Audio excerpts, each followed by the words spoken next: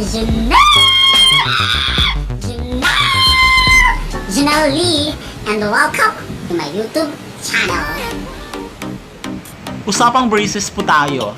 Marami kasing nagre-request sa akin kung ano ba yung experience ko sa paglalagay ng braces at ano ba yung changes na nabigay sa akin dulot ng braces. Malaking pagbabago talaga ang paglalagay ko ng braces kasi nga sirang-sira yung ngipin ko at saka yung gums ko.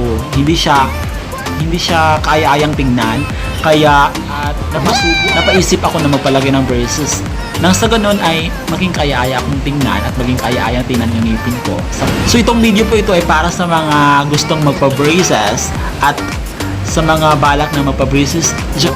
Sana'y gawin yung inspirasyon ng kwentong ko dahil nagpa-braces ako dahil sira yung ngipin ko at hindi ako nagpa-braces dahil gusto ko yun ang trending ngayon. Itong braces ko po ay 6 months pa lang. Medyo meron na siyang malaking pagbabago kasi pangit talaga yung ngipin ko noon. So sana yung magustuhan niyo yung ibabahagi ko sa inyong kwento tungkol sa napakapangit kong ngipin. Now, ipakita ko sa inyo yung difference between before at ngayon nagpalagay ako ng braces. So, ito ako nga before, nung wala pa akong braces. Pangit talaga yung ngipin ko kasi sungki-sungki siya.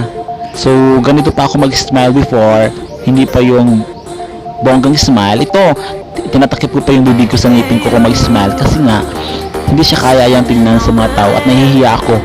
Before, nahihiya ako makipag-usap sa mga taong kausap ko at sa mga kaibigan ko kasi nga, hindi ako confident.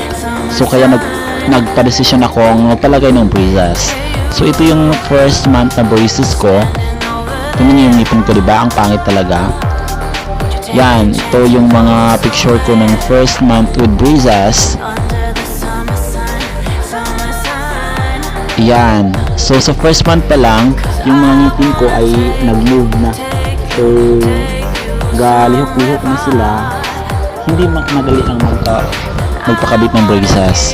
Mahirap, masakit. Pero at least ganda. So, ito may rubber pa ako nito. Yan.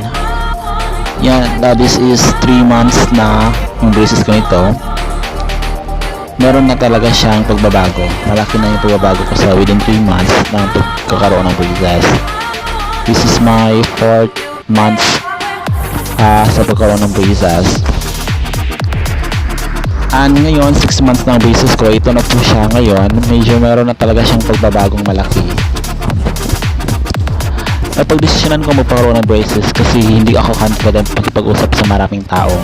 Nahihiya akong husgahan at nahihiya akong i-display ang sarili ko sa mga maraming tao kaya nagpakabit ako ng braces. So, that's all. Thank you, and then please subscribe me and then click the bell button for you to be able to notify if I have new videos to be uploaded. So, thank you for watching, guys.